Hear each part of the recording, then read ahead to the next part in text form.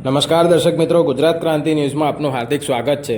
સુસન સર્કલથી dairy તરફ જવાના માર્ગે મોટા ભૂવાનું નિર્માણ થયું હતું। હાલ અકસ્માત ટાળવા બેરિકેડિંગ લગાડવામાં આવ્યું હતું।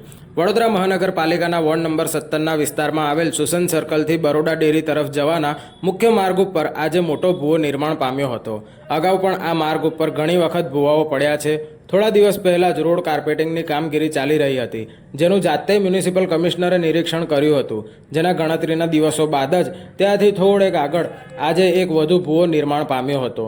હાલ અકસ્માત ટાળવા માટે આ ભૂવાને કોર્ડન કરવામાં આવ્યો છે।